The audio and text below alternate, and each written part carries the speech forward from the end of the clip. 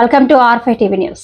మూలపాలెం పంచాయతీ పరిధిలో ఉన్న ఎస్టీలకు తుఫాను తర్వాత అందించవలసిన నిత్యావసర వస్తువులు నగదు పంపిణీ చేయడంలో విఫలమైన ప్రభుత్వం అధికారులు అని భీమ్ ఆర్మీ బాపట్ల జిల్లా అధ్యక్షుడు కొచ్చర్ల వినయరాజు అన్నారు. ఇప్పటికైనా సరే సంబంధిత అధికారులు తుఫాను కారణంగా నష్టపోయిన ఎస్టీ కాలనీ ప్రజల్ని ఆదుకోవాలని కోరుతున్నారు.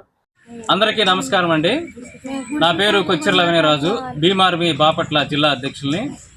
ఈరోజు ఎస్టీ కాలనీ మూలపాలెం పంచాయతీ పరిధిలో ఉన్న ఎస్టీ కాలనీలో ఉన్నాము. ఈ ఎస్టీ కాలనీ వచ్చేసి మూర్తిరక్షణ నగరానికి చాలా దగ్గరలో ఉంటుంది. అదేవిధంగా వాటర్ ప్లాంట్ పక్కనే ఉంటుంది ఎస్టీ కాలనీ.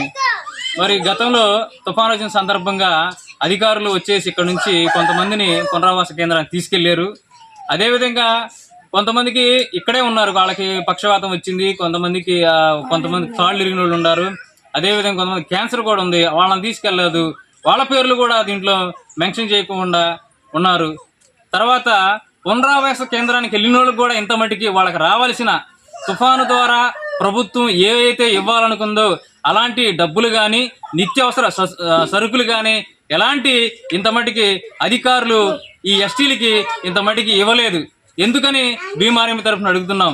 అదేవిధంగా గౌరవనీయులైన కలెక్టర్ గారు, మరి ఎమ్మెల్యే గారు, ఎంఆర్ఓ గారు అధికారులు చర్య తీసుకుని వెంటనే తుఫాను ద్వారా ఏవైతే రావాల్సి ఉన్న వస్తువులు కానీ డబ్బులు కానీ ఏవైతే ఉన్నాయో వెంటనే వీళ్ళకి అందించాలని చెప్పేసి భీమ్ ఆర్మీ తరఫున అడుగుతున్నాం.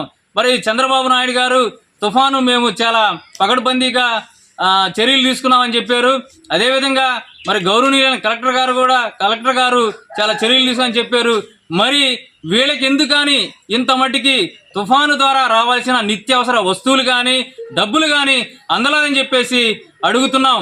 ఇకనైనా సరే అధికారులు, ఎంఆర్ఓ గారు, ఎంపీడీఓ గారు, అదేవిధంగా మూలపాలెం పంచాయతీ సెక్రటరీ గారు వీళ్ళందరూ చర్య తీసుకుని వీళ్ళకి రావాల్సిన నిత్యావసర వస్తువులు వెంటనే ఇవ్వాలని చెప్పేసి భీమ్ ఆర్మీ తరపున అడుగుతున్నాం.